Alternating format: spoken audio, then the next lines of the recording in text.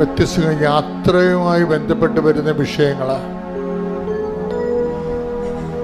യാത്രാരേഖയുമായി ബന്ധപ്പെട്ട് വരുന്ന വിഷയങ്ങൾ, കോടതി കേസുകൾ, അതിർത്തി തർക്കങ്ങൾ, ആഭിചാര ഭയങ്ങൾ, വൈവാഹിക തടസ്സങ്ങൾ, മക്കളില്ലാത്ത അവസ്ഥകൾ, മാറാത്ത രോഗങ്ങൾ, കുഞ്ഞുങ്ങളുടെ പലതരത്തിലുള്ള രോഗങ്ങൾ, ഇങ്ങനെ എല്ലാ മേഖലകളിലും കളഞ്ഞുപോയ വസ്തുക്കൾ, ചതിക്കപ്പെട്ട് വഞ്ചിക്കപ്പെട്ട് അന്യൻ്റെ കയ്യിലാക്കി അന്യാധീനപ്പെട്ടു പോയ സ്വത്തുക്കൾ, ഇങ്ങനെ ഓരോ മേഖലകളിലും വിഷമം അനുഭവിക്കുന്നവർ ഇടിമുഴക്കം പോലെ സ്തുതിക്കട്ടെ. കർത്താവേ, നിന്റെ വിശുദ്ധ പൗരോഹിത്യത്തെ മഹത്വപ്പെടുത്തണമേ. കർത്താവെ, സഭയിലുള്ള സാന്നിധ്യം പ്രകടമാക്കണമേ.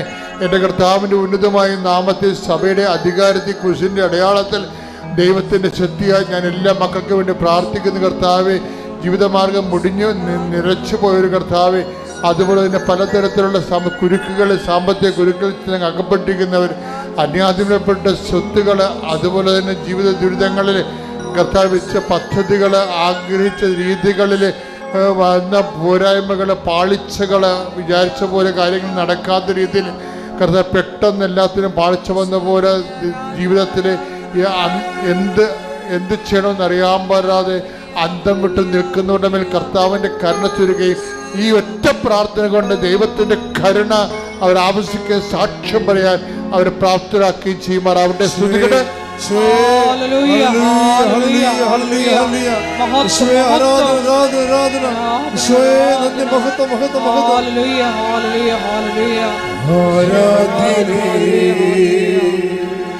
പരിശുദ്ധനേ, പരമോന്നത യേശുവേ, അണയുന്നു ഞാൻ തിരുമുൻപിൽ, അറിവോടെ നോക്കണമേ. എല്ലാവരും മുട്ടേ നിൽക്കുക. മൗനമായി പ്രാർത്ഥിക്കേണ്ട സമയമാണ്.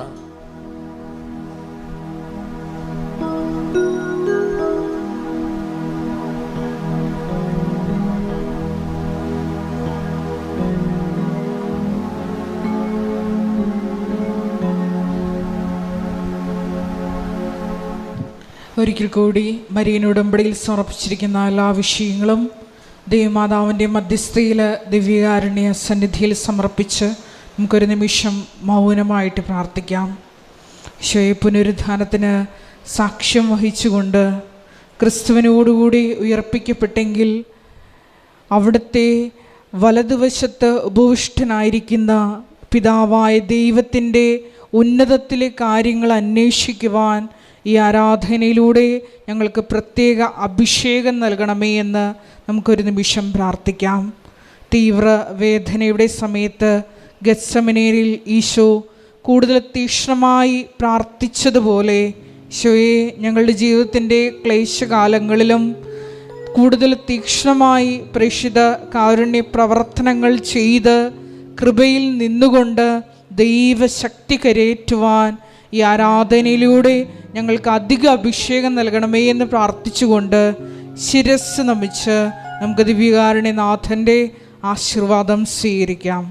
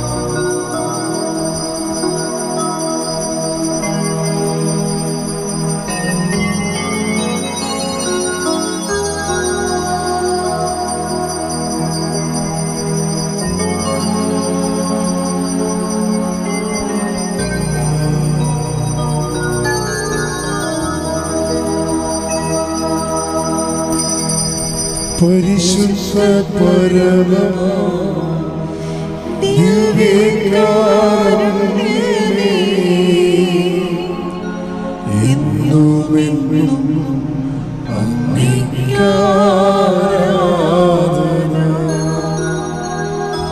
പരിശുദ്ധ പരമമാ ദിവ്യകാരുണ്യമേ, എന്നുമെന്നും അങ്ങേക്കാരാധന. പരിശുദ്ധ പരമമാ ദിവ്യകാരുണ്യമേ,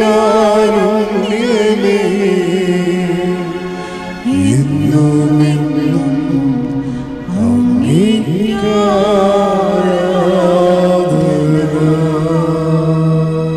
പരിശുദ്ധ പരമദിവ്യകാരുണ്യത്തിന് എന്നേരവും ആരാധനയും സ്തുതിയും പുകഴ്ചയും ഉണ്ടായിരിക്കട്ടെ. പരിശുദ്ധ പരമദിവ്യകാരുണ്യത്തിന് എന്നേരവും ആരാധനയും സ്തുതിയും പുകഴ്ചയും ഉണ്ടായിരിക്കട്ടെ. പരിശുദ്ധ പരമദിവ്യകാരുണ്യത്തിന് എന്നേരവും ആരാധനയും സ്തുതിയും പുകഴ്ചയും ഉണ്ടായിരിക്കട്ടെ. ഒരു നിമിഷം മൗനമായി കർത്താവിൻ്റെ തിരുസന്നിധിയിൽ അവിടുത്തെ സാന്നിധ്യത്തിലാണ് നമ്മൾ എന്ന ബോധത്തോടുകൂടി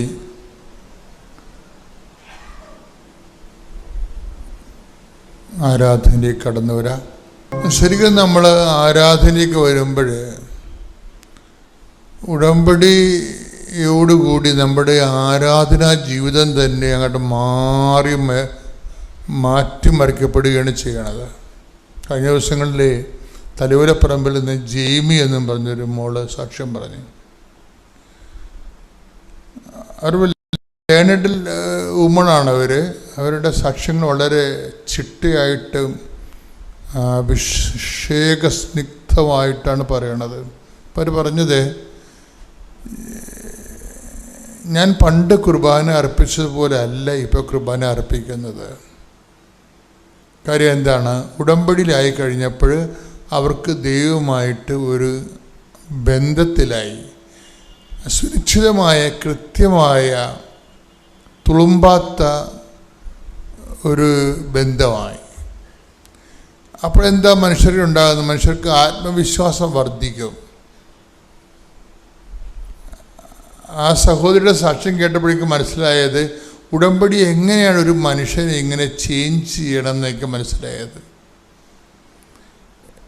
അപ്പോൾ എനിക്ക് എൻ്റെ മനസ്സിലുണ്ടായിരുന്നൊരു വിഷമമെന്ന് പറയണത്, എല്ലാവർക്കും ഇത് സാധിക്കും, പക്ഷെ ചിലർ ആ വിഷയത്തിൽ മാത്രമാണ് അടിസ്ഥാനപ്പെടുന്നത്. ഉടമ്പടിക്ക് രണ്ട് അനുഭവ തലങ്ങളുണ്ട്. ഒന്ന്, നമുക്ക് വിഷയത്തിൽ അടിസ്ഥാനപ്പെടുത്തിക്കൊണ്ട് മുന്നോട്ട് പോകാൻ പറ്റും. നമ്മൾ ഉടമ്പടി നിയോഗം വെച്ചിരിക്കുന്ന വിഷയങ്ങളെ മാത്രം അടിസ്ഥാനപ്പെടുത്തിക്കൊണ്ട് നമുക്ക് മുന്നോട്ട് പോകാൻ പറ്റും. അതിൻ്റെ ഗ്രോത്തുകളെ, അത് നടക്കണുണ്ടോ, എന്തുമാത്രം സ്ലോയാണ് സ്പീഡാണെന്നൊക്കെ പരിശോധിച്ചുകൊണ്ട് ആ നിയോഗങ്ങളെ നിബദ്ധമായിട്ട് നമുക്ക് മുന്നോട്ട് പോകാൻ പറ്റും. അപ്പോൾ വരുന്നൊരു വിഷയം നമ്മുടെ വിഷയബന്ധിയായിട്ട് മാറും. അപ്പോൾ കുറച്ച് കഴിയുമ്പോൾ ദൈവവും നമ്മളുമായിട്ടുള്ള ബന്ധം ഒരു ഡ്രൈ റിലേഷനായി പോകും. ദൈവവും നമ്മളുമായിട്ടുള്ള ഒരു ബയോളജിക്കൽ റിലേഷനുണ്ട്. എന്നുവെച്ചാൽ വളരെ ജൈവപരമായ ഒരു ബന്ധം. അത് വന്നാൽ നമ്മൾ വിചാരിക്കുന്ന രീതിയിലല്ല ഈ സംഭവം പോകാൻ പോണത്. എനിക്കിപ്പോഴും മനസ്സിലാക്കുന്ന ഉടമ്പടിയുടെ ഒരു 10% സാധ്യതകൾ മാത്രമേ ഇപ്പോഴും സാക്ഷ്യം പറഞ്ഞ് ആൾക്കാർക്ക് അനുഭവിക്കാൻ ഇടയായിട്ടുള്ളതെന്നുള്ളതാണ്. ഉടമ്പടിയുടെ ഒരു 10% സാധ്യതകൾ മാത്രമേ മനുഷ്യൻ ഇപ്പോഴും സാച്ചുറേറ്റ് ചെയ്തിട്ടുള്ളത്, സാക്ഷാത്കരിച്ചിട്ടുള്ളത്. എന്ന് വെച്ചാൽ ഇതിൻ്റെ കാരണം, ഇതിൽ ഇൻവെസ്റ്റ് ചെയ്യുന്ന വ്യക്തികളുടെ ആത്മീയ നിലവാരം അനുസരിച്ച് കൊണ്ടാണ് ഈ ഉടമ്പടിയുടെ ദൈവാനുഭവ സാധ്യത എന്ന് പറയണത്. അപ്പം ആരെങ്കിലും തുനിഞ്ഞു കെട്ടി എൻ്റെ വിഷയത്തെക്കാൾ വലുത് എനിക്കെൻ്റെ ദൈവമാണെന്ന് ചിന്തിച്ചാൽ 50% പ്രീമിയമായിട്ടാണ് ഈ സാധനം ഡെവലപ്പ് ചെയ്ത് വരുന്നത്. എൻ്റെ വിഷയത്തെക്കാൾ വലുത് എനിക്കെൻ്റെ ദൈവമാണ് എന്ന് പറഞ്ഞു നോക്കിയേ. എന്റെ വിഷയത്തെക്കാൾ വലുത് എനിക്ക് എന്റെ ദൈവമാണ്. ദൈവമാണ് എൻ്റെ വിഷയം, ദൈവമാണ് എന്റെ വിഷയം. അങ്ങനെ വന്നു കഴിഞ്ഞാൽ അത് നിങ്ങൾക്ക് അച്ഛൻ പറഞ്ഞു തരുന്നതുകൊണ്ടല്ല, ആന്തരികമായിട്ടൊരു അഭിഷേക വിധി പ്രകാരം ബോധ്യത്തിലേക്ക് വന്നു കഴിഞ്ഞാൽ ഭയങ്കര ചേഞ്ച് വരും. ഇപ്പം കഴിഞ്ഞ ദിവസങ്ങളിൽ ഞാൻ ഒരു വൈദികൻ്റെ ടോക്ക് കേട്ട്.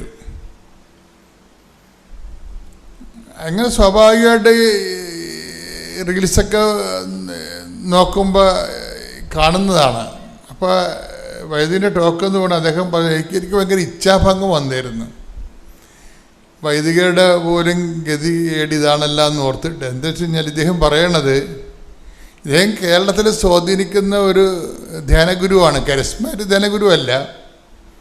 അപ്പം അദ്ദേഹം പറയണത്, എനിക്ക് ഈ കരിസ്മാറ്റിക് മേഖലയോട് ഞാനൊരു റെസ്പെക്റ്റബിൾ ഡിസ്റ്റൻസ് കീപ്പ് ചെയ്യുന്ന ആളാണെന്ന്. കരിസ്മാറ്റിക് മേഖലയോട് ഞാനൊരു ബഹുമാനപൂർവമായ ഒരു അകലം കീപ്പ് ചെയ്യുന്ന ആളാണ്. അത് അദ്ദേഹം നല്ല ഭംഗിയുള്ള ഭാഷ ഉപയോഗിക്കുന്ന ആളാണ്. എന്നിട്ട് അതിന് കാരണം പറയണത്, ഈ രോഗസൗഖ്യത്തിൻ്റെ മേഖലയാണ് അങ്ങേർക്ക് ഡൗട്ടുള്ളത്. അപ്പോൾ അദ്ദേഹം ചോദിക്കുന്ന ഒരു ചോദ്യമുണ്ട്, ഈ രോഗസൗഖ്യത്തിൻ്റെ മേഖലയിൽ ഒരു ഓട്ടിസം രോഗിയെ കൊണ്ടുവന്ന് സുഖപ്പെട്ടിട്ടുള്ള ഏതെങ്കിലും ചരിത്രമുണ്ടോ? അതാണ് ഇവിടെ ചോദിക്കുന്നത്. എന്ന് വെച്ച് കഴിഞ്ഞാൽ ചോദിക്കണ ചോദ്യം മനസ്സിലായില്ലേ? ഈ രോഗസൗഖ്യത്തിൻ്റെ ഈ ക്ലെയിമിൽ ഇപ്പോൾ കുറേ അധികം ക്ലെയിംസ് വരുന്നുണ്ടല്ലോ. അപ്പം അതിൽ ഓട്ടിസം രോഗി അല്ലെങ്കിൽ ഹൈപ്പർ ആക്ടിവിറ്റി രോഗികൾ സുഖപ്പെട്ട ഏതെങ്കിലും ചരിത്രമോ സാക്ഷ്യമോ ഉണ്ടോ എന്ന് ചോദിക്കും. അതിൻ്റെ അർത്ഥം എന്ന് പറഞ്ഞാൽ അതില്ലെങ്കിൽ മറ്റുള്ളതെല്ലാം കള്ളത്തരമാണെന്നാണ് അദ്ദേഹം ബ്രാൻഡ് ചെയ്യണത്. വളരെ തന്ത്രപൂർവ്വമാണ് അത് ആ സാധനം പ്ലേസ് ചെയ്തിരിക്കുന്നത്. അത് കേട്ട് സുഖിക്കുന്നവരുണ്ട്, ഒത്തിരി പേരുണ്ട്. അത് കേട്ട് അതാണ് സത്യമെന്ന് പറയുന്ന ഒത്തിരി പേരുണ്ട്. അപ്പോൾ സാത്താൻ വളരെ തന്ത്രപരമായിട്ടാണ് സഭയിൽ തന്നെ നുഴഞ്ഞു കയറിയതിന് ശേഷം ഇങ്ങനെയുള്ള ആൾക്കാരെ ഉപയോഗിക്കണമെന്ന് ചോദിച്ചു കഴിഞ്ഞാൽ സങ്കടം വരും ശരിക്കും പറഞ്ഞാൽ. അത് കഴിഞ്ഞപ്പോഴാണ് ജെയിനിയുടെ സാക്ഷ്യം വന്നത് ഇവിടെ. ഇത് ഞാൻ കേട്ട് ഇതിനൊരു മറുപടി കൊടുക്കണമല്ലോ എന്ന് വിചാരിച്ചുകൊണ്ടിരിക്കുന്ന സമയത്താണ് ജെയിനി വന്ന് സാക്ഷ്യം പറയണത്. അപ്പോൾ ജെയിനി ഒരു യാക്കോബി ലേഡിയാണ്, പക്ഷെ നല്ല പാരമ്പര്യമുള്ള ചൈതന്യമുള്ള വിശ്വാസിയാണ്. അത് അവർ ഉടമ്പടി എടുക്കുന്നതിന് മുമ്പ് ഒരുവിധം ദൈവമായിട്ട് റിലേഷൻസ് ഉള്ള ആളാണ്. ഇപ്പോൾ എങ്കിലും ഉടമ്പടി എടുക്കാനുള്ള സാഹചര്യം അവർ പറയണത്, എനിക്കിത് അവരുടെ മകന് ഹൈപ്പർ ആക്ടിവിറ്റിയാണ്. ഹൈപ്പർ ആക്ടിവിറ്റി നിങ്ങൾക്ക് അറിയാമല്ലോ, ഓട്ടിസം പോലെയുള്ള തന്നെ സംഭവം. ഏതെങ്കിലും സ്കൂളിലൊക്കെ പോവുകയാണെങ്കിൽ അവൻ ഓടി നടക്കും, അവിടെ ഇവിടെയൊക്കെ കയറി നടക്കും, പിന്നെ പിള്ളേരെ ഉപദ്രവിക്കും. എപ്പോഴും അവന് സ്പെഷ്യൽ സ്കൂളിലേക്ക് അവനെ കൊണ്ടുപോകേണ്ടി വരും, എപ്പോഴും കംപ്ലൈൻറ്റ് വരും. നമുക്ക് തന്നെ ഇപ്പോൾ തന്നെ പിള്ളേരോട് അവരെ കണ്ടിട്ടില്ലേ, അവിടെ നിൽക്കത്തില്ല, അവർ ഓടി നടക്കും. അവർക്ക് എന്താണ് ചെയ്യണമെന്ന് അവർക്കൊരു പിടിയും കിട്ടത്തില്ല. അത് ഭയങ്കര സങ്കടകരമായ ഒരു ഓട്ടിസം രോഗി ഉണ്ടെങ്കിൽ ഒരു മാതാപിതാക്കന്മാർക്ക് പെട്ടെന്ന് വിശുദ്ധരാകാൻ പറ്റും. എനിക്കങ്ങനെയാണ് മനസ്സിലായത്. ഒരു ഓട്ടിസം രോഗി നമ്മുടെ വീട്ടിലുണ്ടെങ്കിൽ ആ മാതാപിതാക്കന്മാർക്ക് അല്പം ശ്രദ്ധിച്ചാൽ, ഇപ്പം ഇന്ന് 7-ാം തീയതി, ഇത് റെക്കോർഡ് ചെയ്യുന്ന ദിവസം 7-ാം തീയതി, ഇന്ന് കാർലോ അക്യൂറ്റസിനെ പരിശുദ്ധ പിതാവ് ദിവ്യകാരുണ്യ മധ്യസ്ഥനായിട്ട് ഇന്ന് വിശുദ്ധനായിട്ട് പ്രഖ്യാപിക്കുന്ന ദിവസമാണ്. ഒന്ന് കൈയടിച്ച്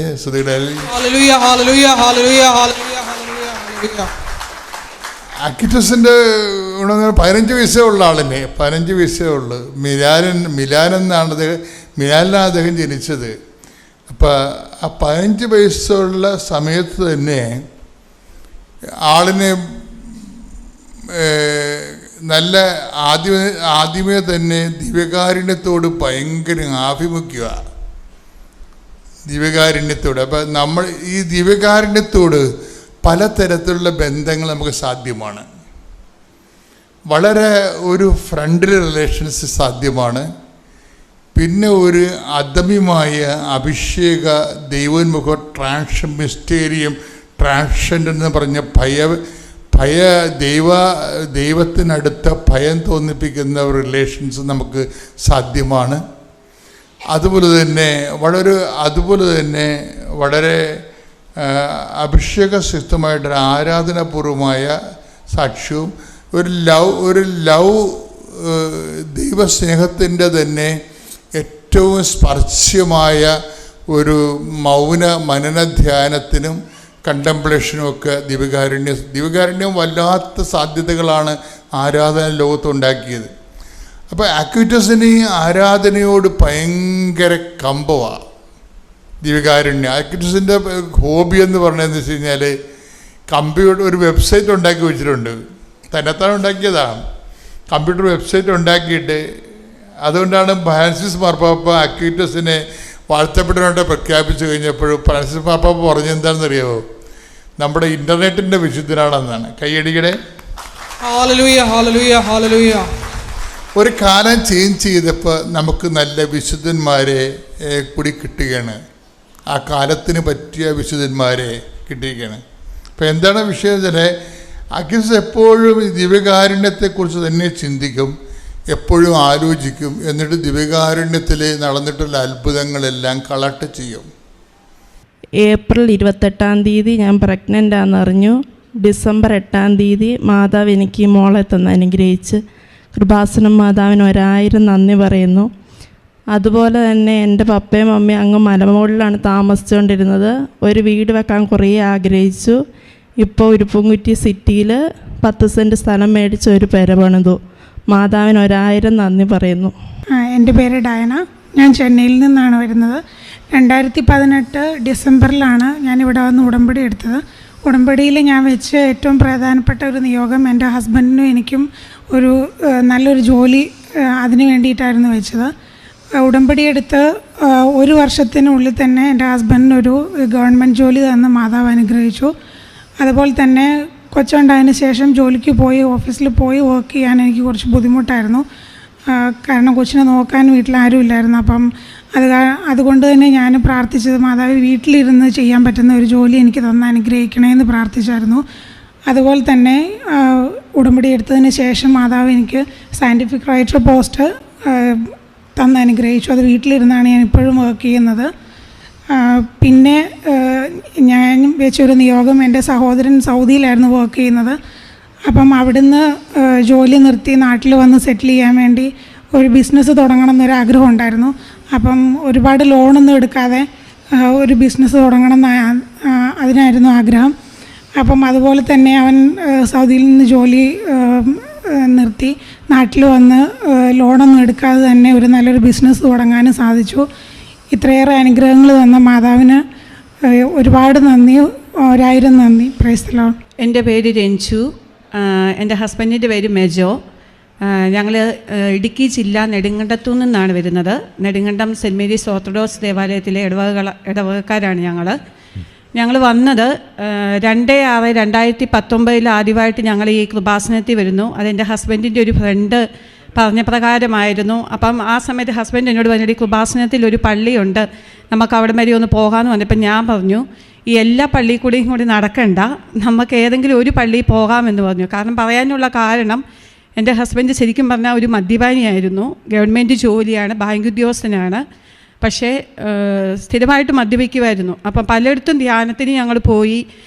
കട്ടപ്പന കൃപാലയ അങ്ങനെയുള്ള പല പ്രദേശത്തും ഞങ്ങൾ പോട്ട ദിവ്യൻ ധ്യാനം അങ്ങനെ എല്ലായിടത്തും പോയി. പക്ഷേ ഒരിക്കലും ഈ മദ്യപാനം ഒരു 3-4 മാസം മദ്യപാനം നിർത്തും, അതിനുശേഷം പിന്നെയും കണ്ടിന്യൂ ചെയ്യും. ഇത് തന്നെയായിരുന്നു. അപ്പം ഞാൻ പറഞ്ഞു എല്ലായിടത്തും അങ്ങനെ പോയി നടക്കാതെ നമുക്ക് ഏതെങ്കിലും ഒരു പള്ളി സ്ഥിരമായിട്ട് അങ്ങനെ നമുക്ക് ധ്യാനം കൂടി അങ്ങ് പോകാമെന്ന് പറഞ്ഞു.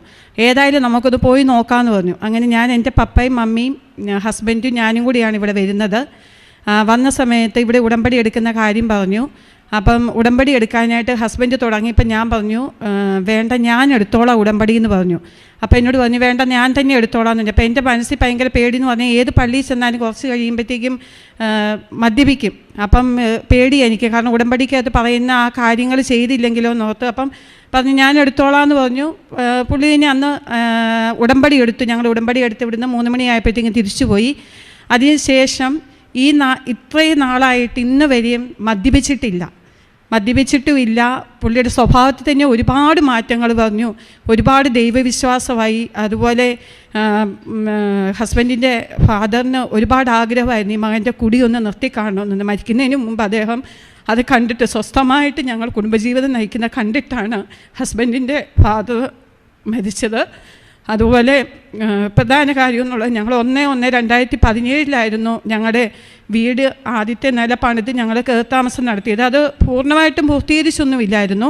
പക്ഷേ ഈ ഉടമ്പടി എടുത്തതിൻ്റെ 2 വർഷത്തിനകം, അതായത് 1/1/2020 ഞങ്ങൾക്ക് ഞങ്ങളുടെ 2ാമത്തെ നിലയും പണിത് ഞങ്ങൾക്കത് കൂദാശ ചെയ്യുവാനായിട്ട് സാധിച്ചു.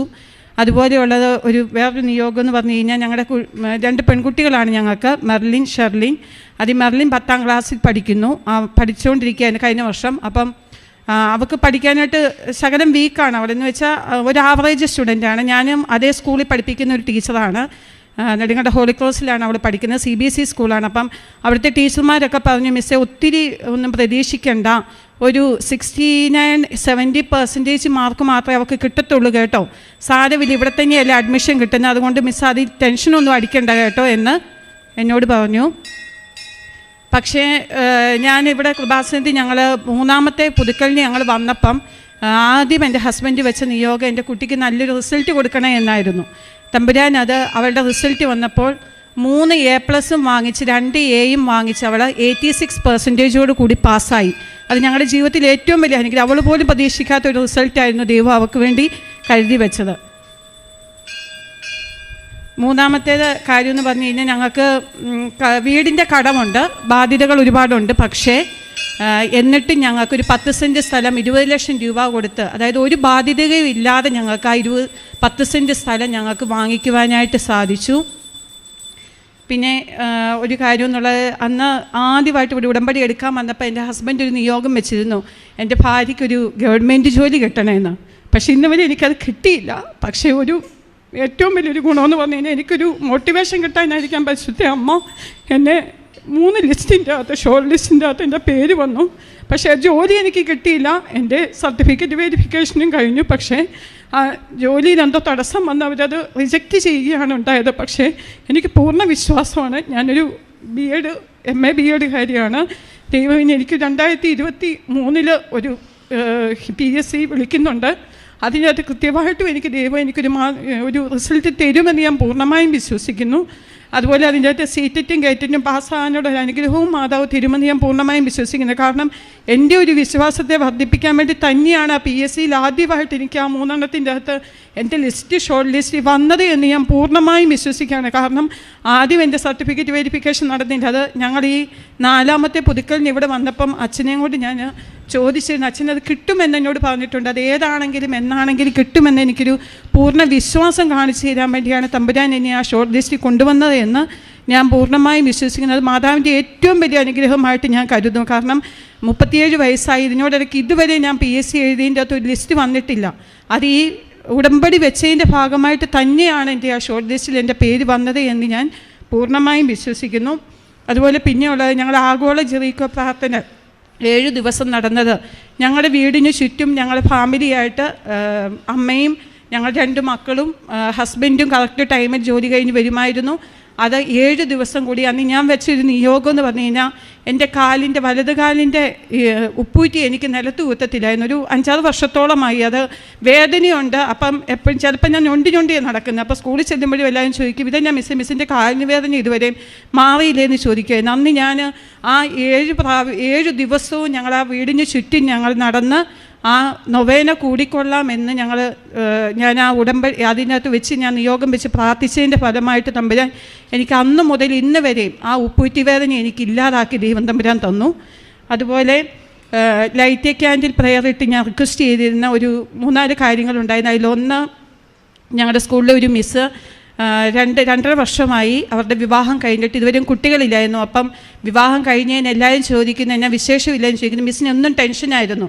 അപ്പോൾ എന്നോട് പറയും, മിസ്സ് പ്രാർത്ഥിക്കാവോ എന്ന് ചോദിച്ചു. അപ്പോൾ ഞാനിങ്ങനെ പറഞ്ഞു, കൃപാസനത്തിൽ ഇങ്ങനെ ഒരു ഇതുണ്ട്, ഞാൻ അവിടെ ലൈറ്റ് ക്യാൻഡിൽ പ്രെയർ ഇട്ട് പ്രാർത്ഥിക്കാമെന്ന് പറഞ്ഞു. ഞാനൊരു ഡിസംബർ 25 എന്ന ഡേറ്റ് ഇട്ടായിരുന്നു ഈ 3 നിയോഗങ്ങൾ വെച്ചിരുന്നത്.